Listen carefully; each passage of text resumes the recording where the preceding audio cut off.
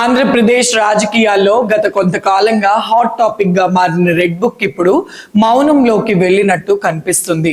విపక్షంలో ఉన్నప్పుడు red book లో YCP నేతలు అధికార దుర్వినియోగం చేసిన అధికారులు పోలీసుల పేర్లు రాసి అధికారంలోకి వచ్చాక వారికి వడ్డీతో సహా చెల్లిస్తామని హామీ ఇచ్చిన మంత్రి నారా లోకేష్ గడిచిన 14 నెలలుగా ఆ పుస్తకం శక్తిని చూపించారు.